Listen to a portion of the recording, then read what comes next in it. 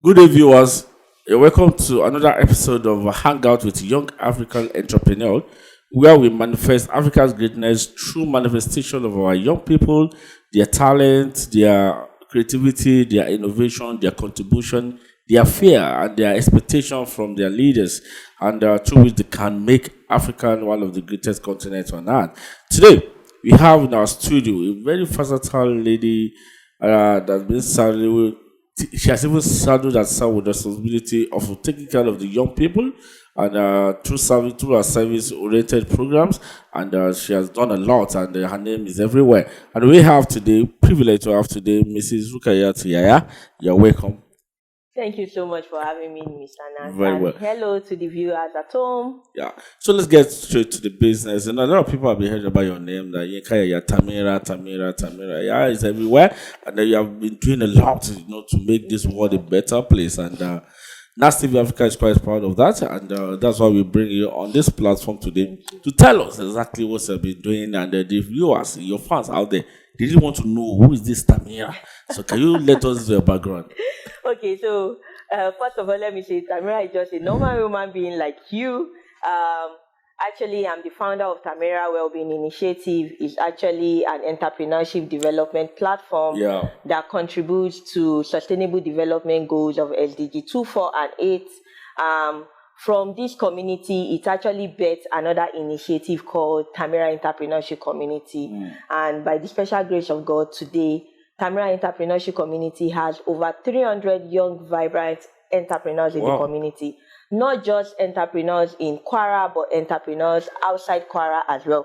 Funny enough, even in tech, we have entrepreneurs in the UK, in the US as well. So it's good to see that everybody is beginning to bring their heads together to support one another, to motivate one another, to encourage one another, and to learn from one another as young business owners. I'm also the founder of Tamirah Digital.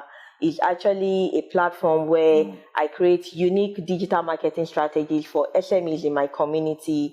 And we've trained over 300 young entrepreneurs as well, moving one step at a time, giving little support here and there,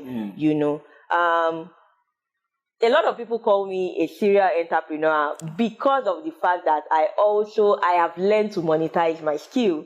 So I'm also an MC Tamirah. It's just with the fact that I know for a fact that I enjoy speaking a lot. I enjoy teaching people a lot. And because of that, I'm blessed with people in my corner who encourage me to do what I love to do the most. And at the end of the day, why not monetize your skill, which is what bets MC Tamirah. And my number one baby is Tamirah Fabrics. It's my business. Is not an NGO. It's a profitable business, where I actually promote the acceptance of African prints, and that is what I sell. Yeah, thank you very much. While you are talking the other time, you said even people in tech. What does that mean briefly? Okay, tech is a short form of Tamirah Entrepreneurship Community. So the members call it tech as an abbreviation, but the full meaning is TEC, Tamirah Entrepreneurship Community. All right, thank you very much. So during this interview, you might be hearing tech here and there. That's what it means. Thank you very much. I think you have lumped it up. I like that. Now, let me go straight to this. Since you started this, one of the bigger challenges of young people today, why they're not venturing into entrepreneurship, we ought to be self-dependent, is fear of challenges, the natural and the challenge. I'm sure you must have faced one or two of them like that. Of course. So can you let us into that and how you overcame them that still make you, I'm sure you're still going to be confronting more, but those that you have overcome that did not stop you from living your dream. What are those things? How did you do it? I'm a very practical person, and I'll say it as it is in this interview. I am not going to sugarcoat anything for you. As a business owner, especially an online business owner, one of the major challenges that I faced when I started my business in 2018 was the fact that getting people to trust me, getting people to want to buy from me, especially when you're doing business online, is hard to gain people's trust. And it's nobody's fault because of the fact that there are a lot of scammers out there. People buy products, it's not delivered, and it's being paid for. You understand? And especially with the fact that the online market is so much saturated these days that there is a lot of noise making going everywhere. A lot of young people are beginning to embrace entrepreneurship. When you look left, you see people selling something online. When you look at your right, you see people selling something online. You understand? So it's difficult for you to get attention of somebody unless you go all out, right? So that was one of the major challenges that I faced in my first year of business, until the fact that I had to realize that even while you're selling your product or services online, you need to understand the reason why the online platform was initially created, which is for connectivity and engagement. So I had to infuse that into my business to start to give out good content to connect with my followers. Thereby, at the long run, they start to see my product and buy from me. So it's about now creating a uniqueness for yourself as a brand owner and engaging with these people, not just putting your product in their faces like come and buy, come and buy, come and buy. You need to do some other things as well.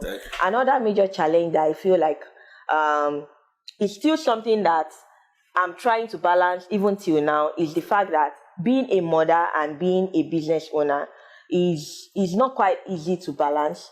And for me, is not just being a business owner as well, being the founder of another initiative where God has put you in a position where you need to lead, right? Because being a leader is beyond just wearing fine clothes and sitting down on the chair and feeling like I'm the chair lady.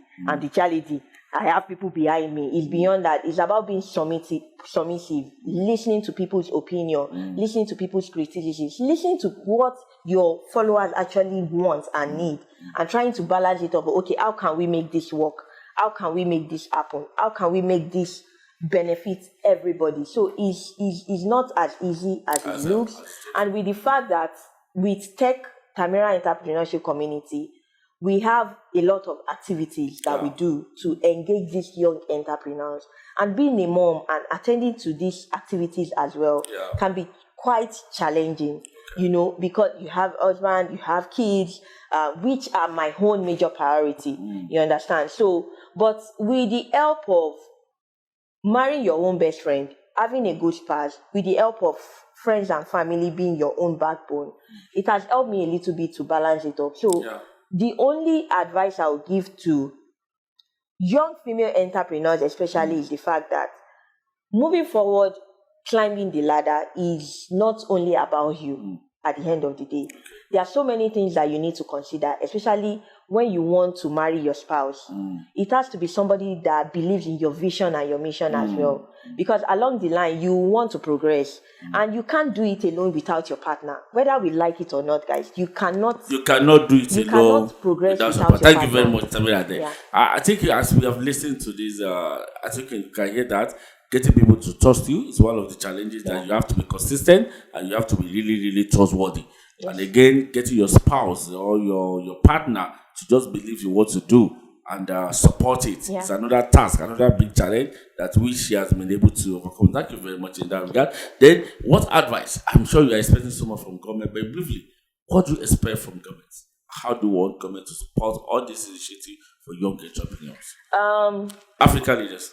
Firstly, I would like to say, when it comes to Kwara State government, and when it comes to Kwara State government and the youth, to be honest with you, I am quite impressed with the kind of initiative I've been seeing these days rolling out for Kwara youth, especially Kwara entrepreneurs and youths in general. It has been quite exciting. I can see that the Kwara State government actually have a lot of focus for the youths, which is quite interesting. But at the same time, they shouldn't leave out the fact that there are other parastatals, other NGOs that are also trying to add their own quota to the development of the state. And this is why it's also important for the Kwara State government to also embrace these NGOs, embrace this initiative, work together with them so that they can actually meet their own quota. When you're meeting their own quota, it's as if they are kind of increasing the umbrella, the number they can also capture. They are not doing it alone. You understand? It's actually tough getting sponsors to want to support what you're doing in terms of community development. But when the Kwara State government themselves are working in partnership with some of these NGOs, Yeah. or giving them 100% support, it will make everything move faster. Because at the end of the day, it's about development of the community and of the state in general. Very well. Thank you. You have something else? Yes, I do. And lastly, which is that you're Kwara not. State government. You're talking to Nigerian leaders, African leaders. Are you using our state as a case study now? The question is I'm saying government. Government in general. In Africa. Amazing. If it's government in general, then we have a long way to go. We have a long way to go if it's government in general. Okay. A lot of things have gone wrong in terms of educational sector. It's one of the major challenges that we have right now in the state when it comes to in the country in general when it comes to the youth. Yeah. It would be so nice if the federal government can also look at that sector and improve. So many things have gone wrong actually. From the educational sector, when we talk about our teachers, because we have to. They are nothing to write home about. All right. Okay. I'm So, just so easy. I'm not. See, Mr. Nas, why I didn't pick the country in general is our problem is enormous. In fact, what I want us to do is that's why because we know it's enormous, that's why we want to restrict it to your own field. Exactly. Government, but what I can get from what you said about Kwara, that okay, fine, they have initiative, they have things they want to do, but they should embrace people that are already doing it at the local level. Exactly. Which is about the issue of local content. Exactly. See what they can do with their own native intelligence, native understanding of their environment. That need to for Nigerian government that don't outsource what you can get from home. No. Now, that's a very good one. That means that we expect the federal government, the state government to embrace every good initiative at home, work with them. Yes. That doesn't stop you from bringing from outside, but the local content policy says that you can only bring from outside what you can get from home. Thank you very much. So, what briefly, in 1 or 2 sentences, advice for the youth? Advice for Africa youth. Advice for Africa youth. Yeah. Number one, all that glitters is not good. Oh, very well. All that glitters is not good. All that glitters is not good. Very well. Choose your own path. Follow your own dreams. Be your own go-getter. Don't look at what you can have motivators, you can have mentors, but don't be a copywriter. Don't clone them. Look at what works for you. Sit down, think about your own dreams and follow your own path. Number 2, dream big but start small.